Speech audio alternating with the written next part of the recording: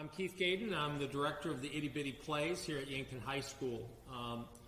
Obviously, with the COVID virus roaring through the country, we had to make some pretty big changes, and I was set to direct Taming of the Shrew was going to be our fall show, and I started thinking about it, and I thought, wow, this is really setting us up for disaster, trying to do the normal in a very abnormal situation. So instead, I stole a page from my mentor, Terry Winter. He used to do this all the time with his play production classes, and he'd take like children's lit books and turn them into little mini plays and tour them around the elementary schools. And this seemed like a smart idea to keep our cast kind of small, isolated, still allow us to put on a production, even though we definitely were rotating kids in and out all the time due to various quarantine issues and so on and so forth. But the kids have been amazing, and as far as just would slide one kid into another group, and the show continued to march on, or I should say all the shows. So yeah, we have five little plays that we're going to present today, and I think you're going to enjoy it. Even from the very beginning, we approach this with we're going to do the best work that we can, and that we're going to have fun with it and hopefully grow as artists, and I think we managed to achieve all that. So thank you for coming. Our first show is titled John, Paul, George, and Ben. Thank you. Once there were 4 lads, John, Paul, George, and Ben. Actually, there were 5 lads. There was also independent Tom, always off doing his own thing. John was a bold lad. At the start of every school year, the students were asked to write their names on the chalkboard. And every year it was the same story. John, you have lovely penmanship. John, your confidence, it's refreshing, really. But John, come on. We don't need to read it from space.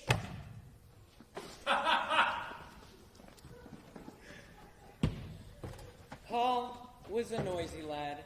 Before fun was invented, people joined bell-ringing clubs. As a master at Boston's Old North Church, he spent hours practicing in the Belfry Tower. Over time, that bell ringing took a toll on young Paul. All day his head was filled with bings and bongs, so that he had to practically scream just to hear himself talk. Now that's fine around the Belfry, but not at work. Extra large underwear? Yeah, I think we have some in stock. That's a large. Here we go. Extra large underwear, man. Thank you for shopping. Polly was like a bullhorn in a china shop. Your wig is coming on Tuesday. Yeah, all good. The polka dot ties will be in on Wednesday, and the pink breeches just shit. It took many years and a midnight ride for people to finally appreciate his special talent. The British are coming! Get your butts moving! Oh my gosh! All except that big underwear lady. She was still mad. George was an honest lad. One day, he took his shiny new hatchet and chopped down his family's cherry tree. When his father discovered the tree, he said, Son, do you know who chopped down that beautiful cherry tree? I cannot tell a lie. 'Twas I who chopped down the cherry tree. Then run into my arms, dearest son, for you have paid for it 1,000-fold with your honesty. Really? Well, when I tell you I've taken out the apple orchard, leveled the barn, and made kindling of your carriage, you'll be a wealthy man. Ben was a clever lad. Not only did he have a saying for every situation, he generously shared them with anyone, anywhere, at any time. fish and visitors stink in 3 days. Ben considered it his duty to provide frequent free advice. The sleeping fox catches no poultry. head is wax. Don't walk in the sun.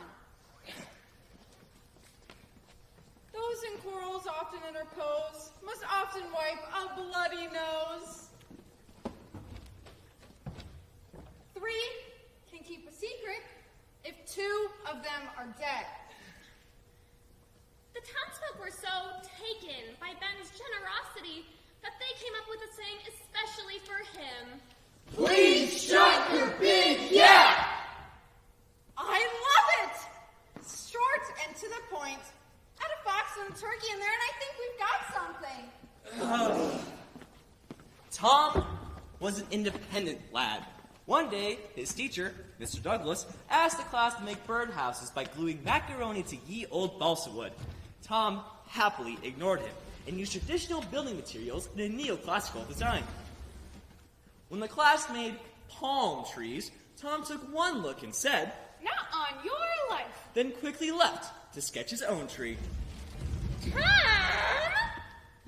would you mind explaining to the class why you insist on working so independently? Certainly. In fact, I've taken the liberty to list the very reasons. Tom learned the power of his words that day. Mr. Douglas told him to pursue all the life, liberty, and happiness he wanted independently, in the corner. The other students pursued lunch. Get to lunch! Yay! Not you! The rest is history. Say, you won the revolution? Well, John, Paul, George, Ben, and Tom sure did. In April of 1775, they got one. The Redcoats were coming. In fact, King George III's army was marching to Lexington and Concord to arrest John and the other Sons of Liberty. Thankfully, Paul Revere was a noisy man. After his midnight ride, every minute man, woman, and child knew exactly who was coming and what they'd be wearing. The Americans needed to formally state their independence from the king. Who better than Thomas Jefferson, an independent man, to write the Declaration of Independence? Simply signing such a document was treasonous. Ben, a clever man, said it best. We must all hang together, or we shall all hang separately. One may think twice about signing his name. Not John Hancock, a bold man, who was to person scribble his autography. And oh man, just look at the size of John Hancock. The war was won thanks to General Washington. Everyone thought he would make a great king for the new United States of America. But George Washington was an honest man. The last thing we need is another King George. President George, however, has a nice ring to it. America! Lands of the free.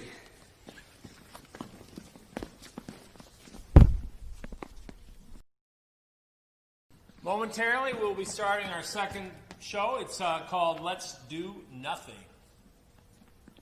What are we going to do now, Frankie? I don't know, Sal. I think we've done it all. We played every sport ever invented. Painted more pictures in a day than Van Gogh did in a lifetime.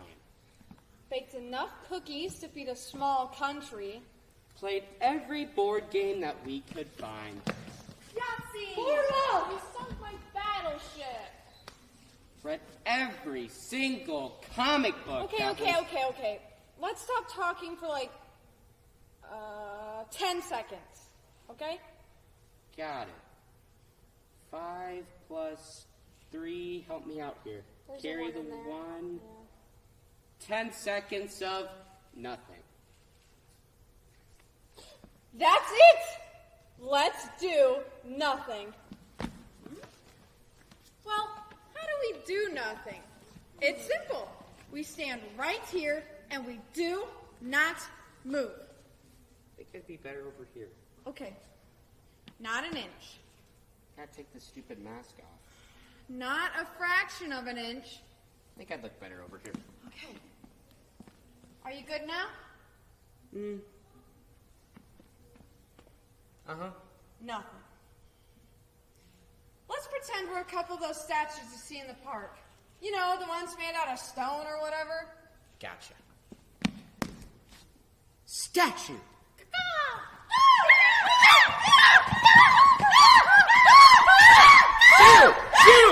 Shoo! Get out of here, you silly pigeon! Frankie, what are you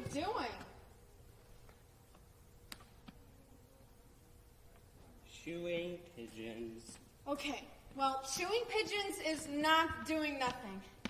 Okay, let's see. Okay, let's pretend we're in the middle of a giant forest. We'll be 2 huge redwood trees. You can do that, right? I can do that. No pigeons.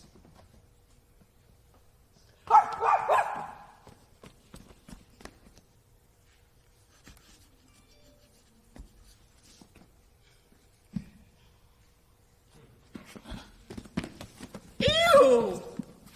Frankie, Your dog peed on me. You saw that. you mean this dog right here? The one sleeping? Oh my. Okay.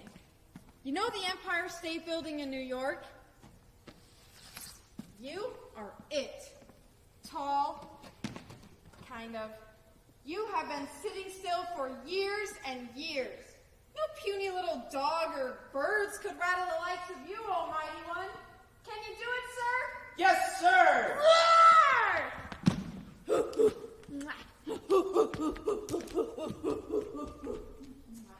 You got it.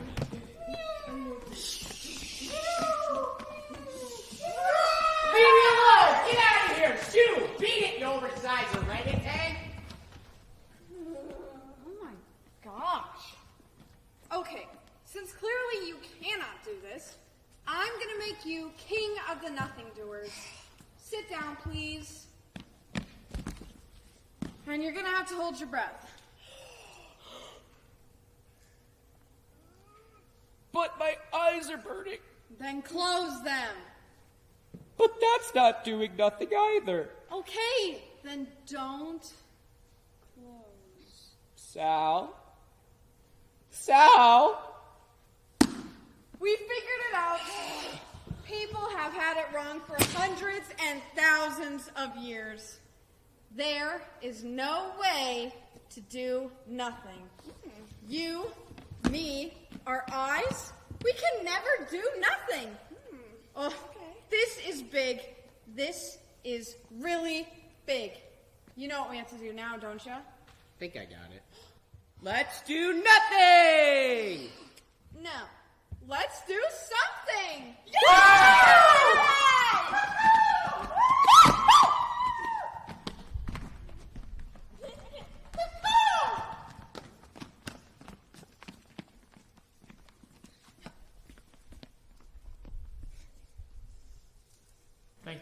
Thank you. So our next show is Cinderella 2.0.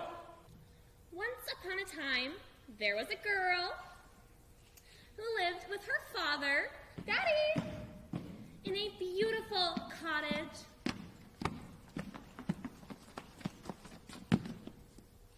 Stunt double. Here, you be a tree. This is discrimination. On the edge of the forest. One day, her father brought home a new wife who had 2 daughters of her own. These girls had pretty faces, but wicked hearts.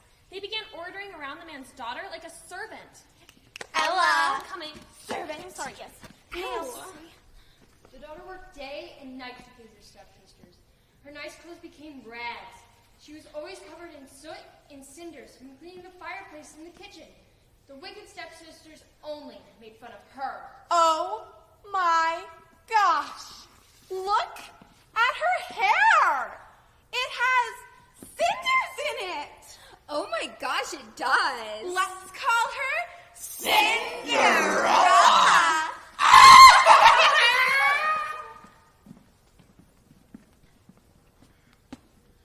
One day, word came that there was to be a great ball held at the palace.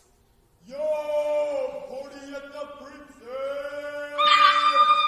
Cinderella. I'm sorry. I'm working on it. I'm trying.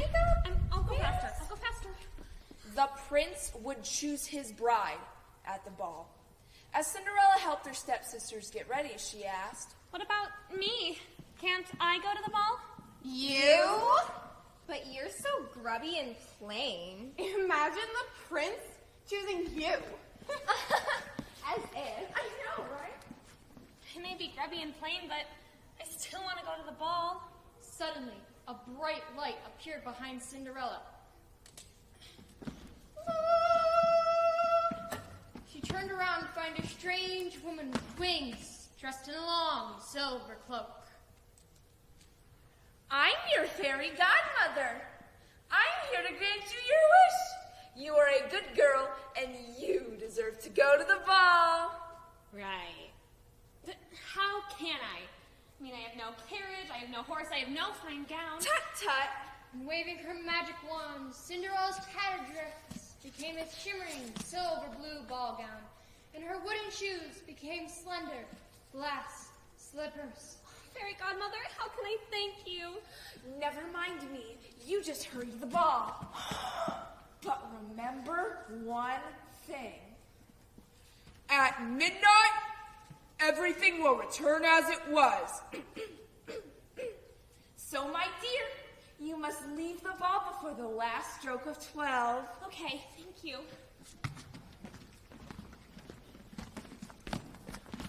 At the palace, everyone asked the same question.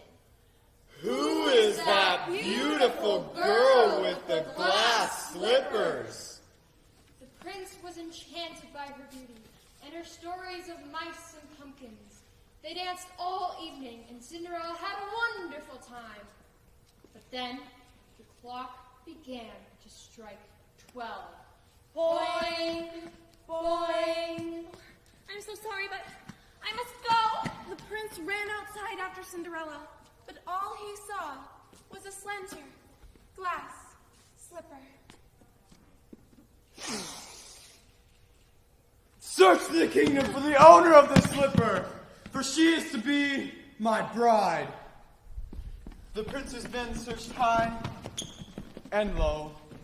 They went to every household and asked every young lady to try on the slipper, but the slipper was too small. Finally, the prince's men arrived at Cinderella's house. And when they got there, the elder stepsister eagerly took the slipper to try her luck. But it didn't fit her. Jeez. The younger stepsister then snatched up the slipper to try her luck. But it didn't fit her any better. Stepsister, smash! I hate to ask, but are there any other women in the house? Only our grubby stepsister. Cinderella. Who, me?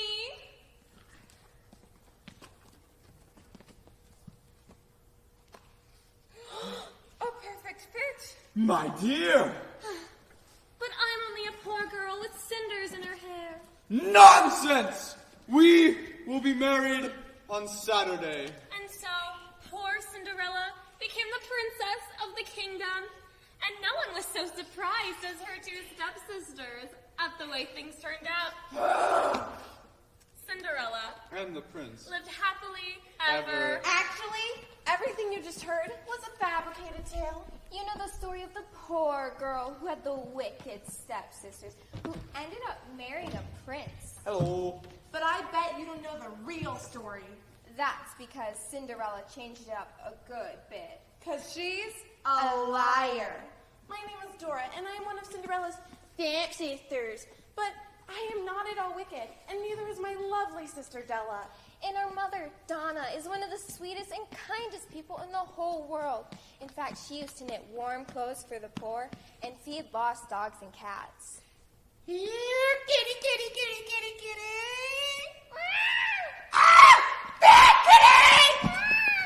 But Cinderella really gave us all a bad reputation with her fantastical stories. Cinderella was always in trouble for telling stories. Her father made her stand by the fireplace for punishment. She stood there so often getting cinders in her hair that one day she cried, You might as well call me Cinderella. Then came the day of the prince's ball.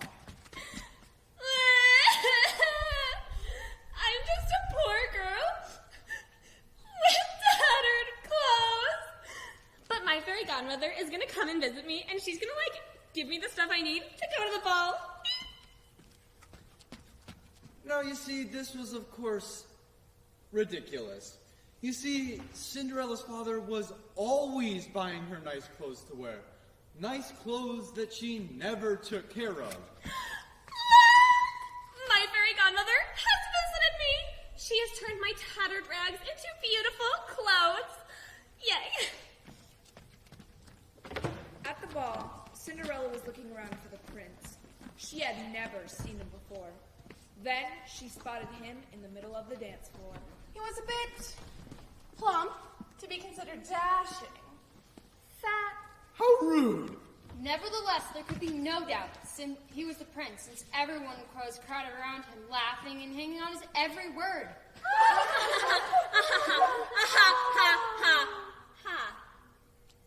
When the music started, Cinderella boldly marched up to him and cooed, Your Majesty, I am honored. Then she told him all about herself. Only, of course, it was all made up.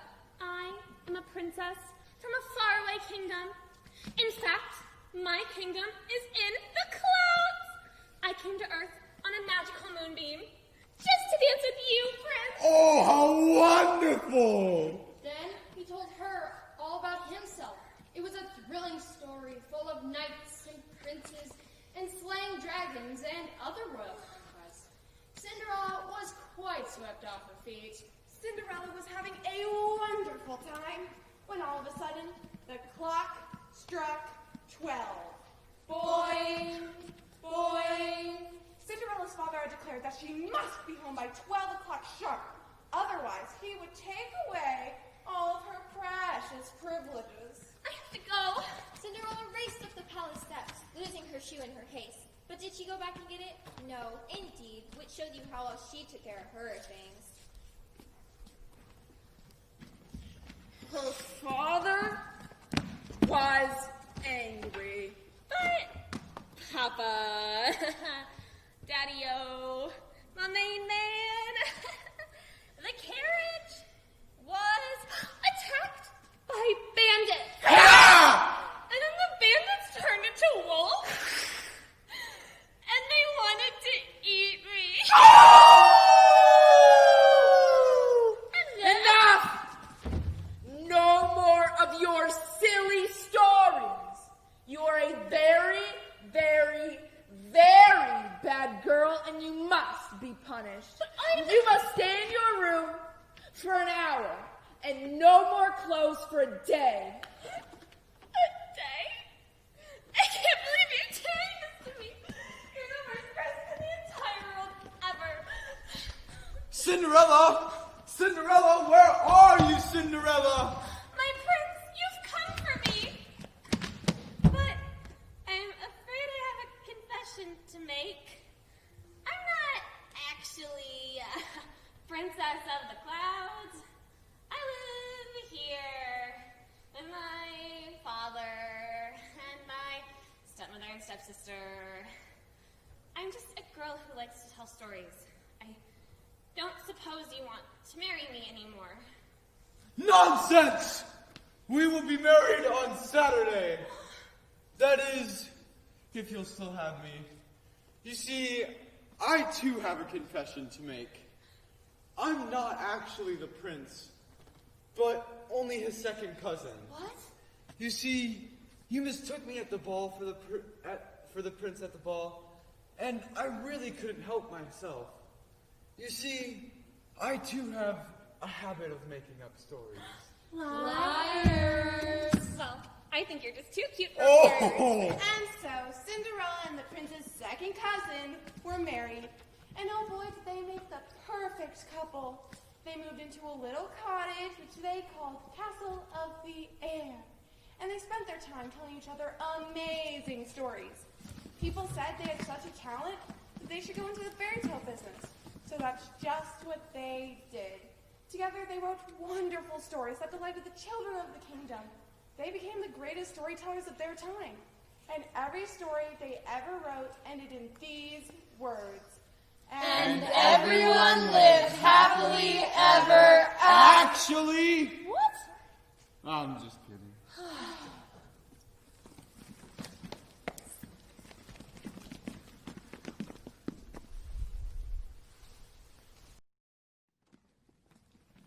Our next production is called A Bad Case of Stripes.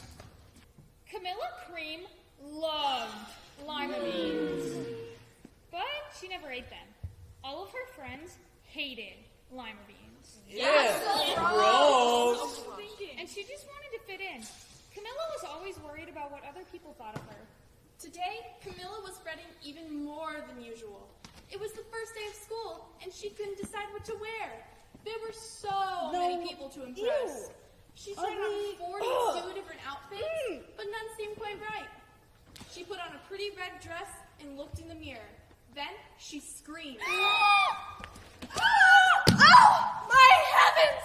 You're completely covered in Dun, dun, dun. stripe! This was certainly true. She was striped from head to toe. She looked like a rainbow. Are you feeling all right? I feel fine. But look at me! You are not going to school today. Get back into bed this instant. Camilla was relieved. She didn't want to miss the first day of school, but she was afraid of what the other kids would say. And she had no idea what to wear with those crazy stripes. That afternoon, Dr. Bumble came to examine her.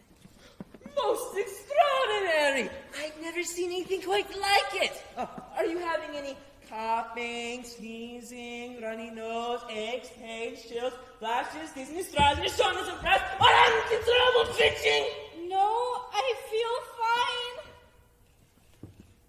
fine. I see no reason why she shouldn't go to school tomorrow. Here's some ointment that should help clear up those stripes in just a few days. If it doesn't, you know where to find me. Toodaloo. The next day was a disaster. All of the kids laughed at Camilla. They called her Camilla Crayon! Lollipop! Camilla tried to act as if everything were fine, but when the class said the Pledge of Allegiance, her stripes turned red, white, and blue, and she was completely covered in stars. The other kids thought this was great. Let's see some purple polka dots. Sure enough, Camilla turned out purple polka dotty. Checkerboard! And a pattern of squares covered her skin. Soon everyone was calling out different shapes and colors, and poor Camilla was changing faster than you could change channels on a TV. Well, yes, I see. I better bring over the specialist. They'll be right over. Dr. Bumble then arrived with 5 people in long white coats. He introduced them to the creams. This is Dr. Crop, Dr. Sponge, Dr. Cricket, Dr. Young, and Dr. Crumb. Then the specialists went to work on Camilla. They squeezed and jabbed, tapped and tested. It was very uncomfortable. Well, it's not the mumps. Or the measles. Definitely not the chicken pox. It's not the sunburn. It's not the COVID. Try these! They each handed her a bottle filled with different colored pills. Take one of each before bed! Then they filed out the door, followed by Dr. Bumble. That night, Camilla took her medicine. It was awful. When she woke up the next morning, she did feel different, but her clothes didn't fit right. When she looked in the mirror, she saw a giant, multicolored pill with her face on it. What the heck? Dr. Bumble came as soon as Mrs. Cream called, but instead of the specialist, he brought the experts. Dr. Gordon and Mr. Mellon were the finest scientific minds in all the land. Once again, Camilla was poked, prodded, looked at, and listened to. The experts wrote down lots of numbers, then they huddled together and whispered. Might be a virus. Or possibly some form of bacteria. Or it could be a fungus. We have to go back over the numbers at the lab. Yeah, sorry about that. We'll call you when we know something, though. Seriously? But the experts did not have a clue, much less a cure. By now, the TV news had found out about Camilla. Reporters from every channel were outside her house, telling the story of The bizarre case of the incredible changing kid. Soon, a huge crowd was camped outside her front lawn. Look! Donald Trump! Oh my gosh!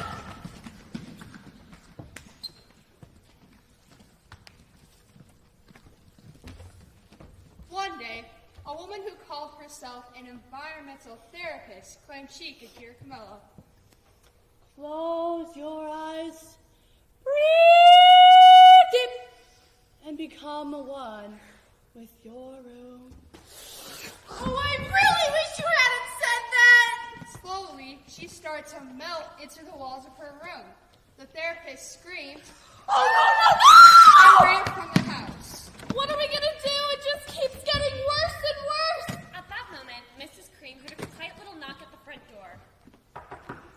She opened it, and there stood a little old woman who was as plump and sweet as a strawberry. Excuse me, but I think I can help. Oh my! What we have here is a bad case of stripes. One of the worst I've ever seen. Try these. Are these magic beans? Oh my, no! There's no such thing. Those are just plain old lima beans. I bet you'd like some, wouldn't you? Camilla wanted a big heaping plate full of lima beans, more than just about anything, but she was still afraid to admit it. Yuck! No one likes lima beans, especially not me. Oh dear, I guess I was wrong about you. Camilla watched the old woman walk away. Those beans would taste so good, and being laughed at for eating them was nothing compared to what she'd been going through. Finally, she couldn't take it anymore. Wait! The truth is, I really love lima beans. I bet you do. Suddenly, the branches, feathers, and squiggly tails all began to disappear, and the whole room swirled around. And when it stopped, there stood Camilla, and everything was back to normal. I'm cured! Yes, I knew the real you was in there somewhere. Afterward, Camilla wasn't quite the same. Some of the kids said she was weird. Weirdo! But she didn't care a bit. Camilla ate all of the lima beans she wanted, and she never even had a touch of stripes again.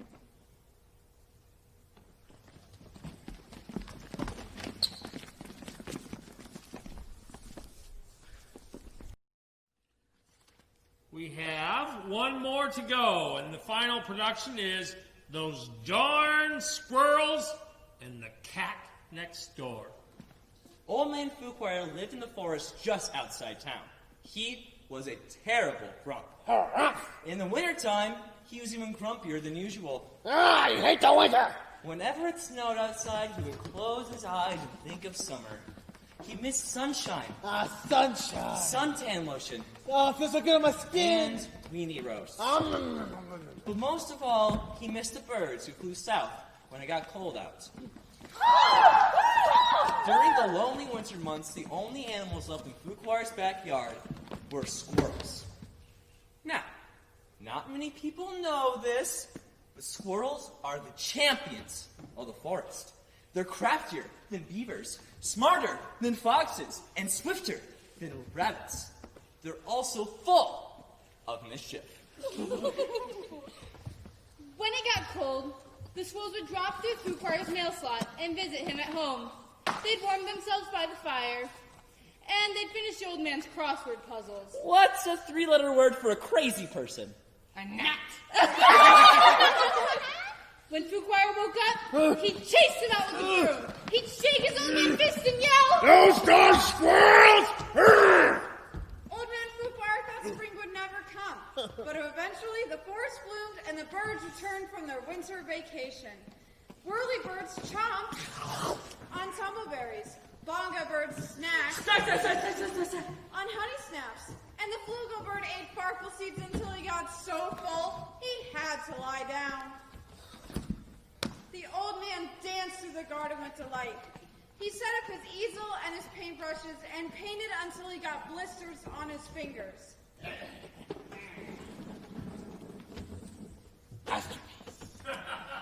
Once he was satisfied, he went back inside to enjoy a delicious afternoon snack.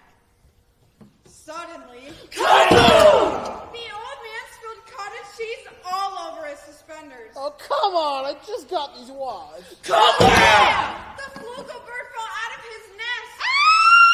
Checkmate! And the squirrels had to restart their annual chess tournament. I was gonna win.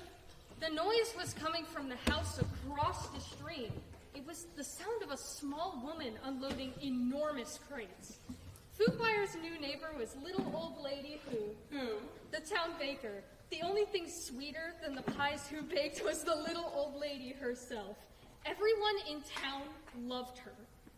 But no one could stand her cat, Muffins. She was a real jerk. Who didn't see things that way? She thought Muffins was a cuddly little honey bunny. Honey bunny. But after the infamous poodle incident, she decided to move to the forest so her cat could make some new friends.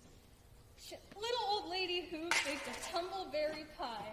Then she and Muffins went to say hello to their new neighbor. Come on, Muffins. Normally, Foodwire despised conversation, so he hid behind the drapes. Squirrels weren't sure why everyone was hiding, so they set themselves in the chimney just to escape. The birds hid because they were scared of the cat. Ding dong. Eventually, little old lady Who got tired of waiting, shoved the pie through the mail slot, and went home. Come on, Muffins. Ooh, maybe Wheel of Fortune is on. Normally, Foodwire hated pies. But this one smelled especially delicious. He took a big whiff and closed his eyes. When he opened them, squirrels would lick the plate clean. You darn squirrels! I'll get you one of these days! Happy and full from pie, the squirrels stumbled from the house. That's when Muffins ambushed them. The dashly cat grabbed one squirrel and gave him a wet willy. He then grabbed another and gave them a noogie. He then tied two of the squirrels' tails together. Luckily, before he could do any further harm, little old lady Who came back. She scooped her up and scratched her on the chin. Come on now, Schnuckles. Dinner's ready. You can play with your new friends another day. The next morning, Muffins burst into the yard, terrifying the birds and interrupting Old Man Foodwire's painting. Your painting stinks. Muffins pounced on an unsuspecting group of squirrels and gave them all wedgies. Not an easy thing to do, because generally squirrels do not wear underpants. The squirrels were furious. The birds flew to the treetops and refused to come down. No! And Old Man Foodwire was so upset, he wrote a letter to the mayor to complain about his new neighbors. Dear Mayor, Muffin stinks! That night, the squirrels devised a plan to finally get rid of the cat next door. They snacked on cheese puffs and drank ginger ale until finally they had it. The perfect plan. When Muffins came over the next day, the birds were feeding peacefully beneath the tree. A wicked smile came over the cat's fluffy face. She wriggled her haunches and launched herself through the air. The frightened bird swooped into the sky, yanking the strings the squirrels had tied to the tail feathers. The strings sprang the trap, and the cat was doused with a gallon of freezing cold water. Splish! Splash! Muffins let out a furious yell. Old Man Foodwire ran outside and we heard the terrible noise.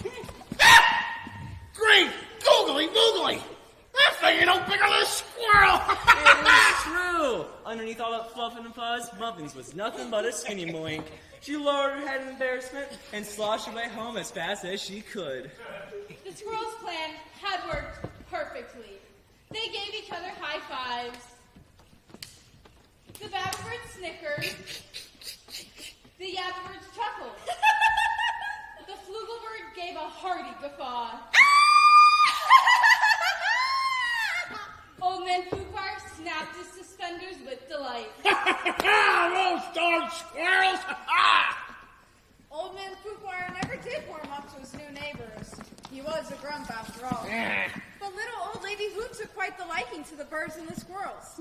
Each day, after the bakery closed, she would bring home all the unsold cakes, pies, and cookies. She set them up on the picnic table, and together they enjoyed a delicious, fun-filled feast. Well, almost everyone, except for Muffins, who refused to come outside ever again.